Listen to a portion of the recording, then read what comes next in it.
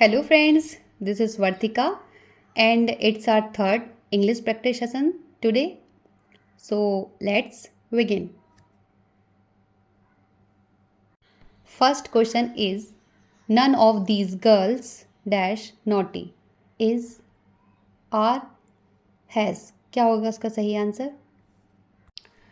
तो इसका सही आंसर होगा इज़ और आर दोनों हो सकता है बट प्रेफर हम इज़ को करेंगे क्योंकि इसका एक रूल होता है नन ऑफ के साथ जब प्लूरल प्रोनाउन का हम यूज़ करते हैं सेंटेंस के सब्जेक्ट में के रूप में तो इसके साथ हमेशा सिंगुलर सिंगुलर वर्ब का हम प्रेफर करते हैं बट इसके साथ सिंगुलर और प्लूरल दोनों वर्ब का हम यूज़ कर सकते हैं। तो यहाँ पर none of these girls are none of these girls is naughty. Okay, next none of this money dash yours have is are। क्या होगा इसका सही आंसर? तो इसका सही आंसर होगा is। क्यों होगा? इसका आंसर क्यों होगा is? क्योंकि इसका एक रूल है जब नन और नन ऑफ के साथ हम सिंगुलर अनकाउंटेबल नाउन का यूज़ सेंटेंस के सब्जेक्ट के रूप में करते हैं तो इसके साथ ऑलवेज ही सिंगुलर हेल्पिंग वर्ब आती है। जो ऊपर वाला सेंटेंस था उसमें क्या है, सिंगुलर और प्लूरल दोनों के लिए है, मतलब नन ऑफ के साथ हाँ यहाँ पर प्लूरल आया था। तो जब प्लूरल सब्जेक्ट आता है तो उसमें ऑप्शन रहता है कि हम सिंगुलर और प्लूरल दोनों वर्ब का यूज़ कर सकते हैं, लेकिन ये मनी क्या है, अनकाउंटेबल नाउन है, तो यहाँ पे ओनली क्या आएगा, singular helping verb. Okay friends, is होगा इसका सही answer. Next, all the money dash spend was has been have been. क्या होगा इसका सही आंसर? तो इसका सही आंसर होगा हैज़ बीन। क्यों होगा इसका सही आंसर हैज़ बीन? क्योंकि एक रूल है all of and not all of, इनके साथ जब हम सिंगुलर अनकाउंटेबल नाउन का यूज़ सब्जेक्ट के रूप में करते हैं, मतलब सब्जेक्ट सेंटेंस के सब्जेक्ट के रूप में करते हैं तो वहाँ पर हम सिंगुलर वर्ब का यूज़ करते हैं। तो यहाँ पर ऑल द मनी ये क्या है, हमारा सेंटेंस का सब्जेक्ट है और ये क्या है, अनकाउंटेबल, तो यहाँ पर क्या आएगा, singular helping verb has been. Next, all of the students dash late am was were. क्या होगा इसका सही आंसर? तो इसका सही आंसर है वर, क्योंकि ऑल के साथ हम जब प्लूरल अनकाउंटेबल नाउन का यूज़ करते हैं सब्जेक्ट के रूप में तो वहाँ पर हम प्लूरल हेल्पिंग वर्ब का यूज़ करते हैं। Okay friends, next, the percentage of expert teachers dash very small has been are is has. क्या होगा इसका सही आंसर? तो इसका सही आंसर होगा इज़। क्यों होगा इसका सही आंसर इज़?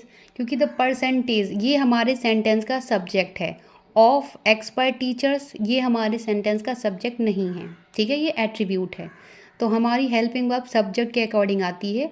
द परसेंटेज ये हमारा सब्जेक्ट है, तो यहाँ पे हेल्पिंग वर्ब क्या होगी, सिंगुलर, जो इसमें से हैज़ है, और हैव तो आएगा नहीं। क्यों नहीं आएगा? ये ग्रामर के रूल के अकॉर्डिंग पता है कि यहाँ पे क्या होना चाहिए, तब हम हैज़ और हैव बीन का यूज़ कर सकते हैं। Okay, each pen and pencil dash red. क्या होगा इसका सही answer? Are, has, is, have. क्या होगा इसका सही आंसर? तो इसका सही आंसर है इज़। क्यों है? यहाँ पर एंड से दो सब्जेक्ट मतलब दो नाउन को तो जोड़ा गया है, और ये तो रूल ही है कि जब एंड से दो नाउन को जोड़ा जाता है तो वो प्लूरल हो जाती हैं, बट यहाँ पर ये एक्सेप्शन है कि जब एंड से दो नाउन को हम जोड़ते हैं और उनके पहले क्या ईच या एवरी का यूज़ हुआ हो, किसी एक के पहले हुआ हो या दोनों के पहले हुआ हो, जैसे पेन के पहले यूज़ हुआ है ईच, एवरी भी होता है यहाँ पर, और यहाँ पे पेंसिल के पहले भी ईच और एवरी लगा होता, तब भी ये पूरा क्या पूरा ये पार्ट हमारा सिंगुलर काउंट होता। ये सब्जेक्ट हमारा कैसा है, सिंगुलर है, तो यहाँ पे हेल्पिंग वर्ब भी कैसी आएगी, सिंगुलर, जो यहाँ पर इज होगी। Next, we each dash a pen. क्या है इसका सही आंसर? हैज़, वॉज, हैव, वर।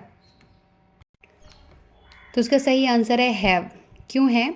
जब प्लूरल नाउन और प्लूरल प्रोनाउन के बाद हम ईच का यूज़ करते हैं तो उससे उसको उस पार्ट को क्या माना जाता है, प्लूरल माना जाता है, और प्लूरल मानने के बाद ये प्लूरल वर्ब यूज़ होती है, ठीक है।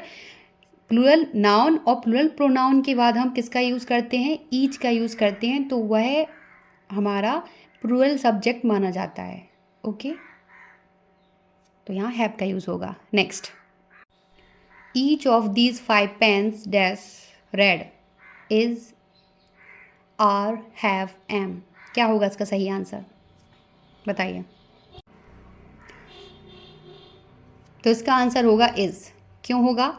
जब हम each of, either of, neither of plus plural noun का यूज़ सेंटेंस के सब्जेक्ट के रूप में करते हैं, तो वहाँ पर हम सिंगुलर हेल्पिंग वर्ब का यूज़ करते हैं। क्यों करते हैं? अभी हमने ऊपर वाले सेंटेंस में बताया था कि जो ईच है या जो ऑफ के पहले जो दिया जाता है, जो ऑफ के पहले जो नाउन यूज़ होती है, वो हमारा क्या होता है? सब्जेक्ट होता है। और ऑफ के बाद जो हम यूज़ करते हैं वो हमारा एट्रीब्यूट होता है। तो हमारी सब्जेक्ट के अकॉर्डिंग हेल्पिंग वर्ब आती है। ठीक है, तो यहाँ पर क्या यूज़ होगा? इज़ का यूज़ होगा। Next, it is I who dash written this letter. क्या होगा इसका सही आंसर?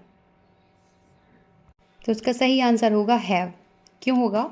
हु मतलब ये रिलेटिव प्रोनाउन होते हैं, हु, विच, डैट। इनसे पहले जो प्रयुक्त नाउन और प्रोनाउन होती है, इनसे पहले, ठीक है, हु, विच, डैट, इनसे पहले जिसका यूज़ किया जाए, जिस नाउन प्रोनाउन का, उसके अकॉर्डिंग, उसके नंबर के अकॉर्डिंग और पर्सन के अकॉर्डिंग ही हम रिलेटिव प्रोनाउन के बाद हम वर्ब का यूज़ करते हैं। जैसे ये रिलेटिव प्रोनाउन है यहाँ पर हु, इसके पहले यूज़ हुआ है आई, तो हु के बाद ही तो हमें हेल्पिंग वर्ब का यूज़ करना है। तो आई के अकॉर्डिंग ही हम यहाँ पर क्या लेंगे? हेल्पिंग वर्ब लेंगे। तो आई के अकॉर्डिंग यहाँ पे क्या आएगा? उसका हम यूज़ करेंगे।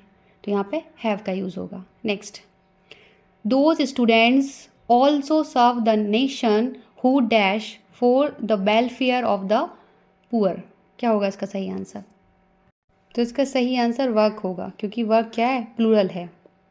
और ऑल्सो के पहले जो सब्जेक्ट यूज़ होगा उसके अकॉर्डिंग ही हम यहाँ पर हेल्पिंग वर्ब का यूज़ करेंगे। ठीक है, ऑल्सो के पहले वो हमारा सब्जेक्ट बन रहा है, बाकी क्या है? एट्रीब्यूट है। ठीक है, तो यहाँ पर हम प्लूरल हेल्पिंग वर्ब का यूज़ करेंगे और वर्क क्या है हमारी? प्लूरल हेल्पिंग वर्ब, और बाकी ये वर्क्स सिंगुलर। ओके फ्रेंड्स, अगर ये सेशन आपके लिए सपोर्टेबल रहा हो तो please like, share and subscribe my channel. Thank you.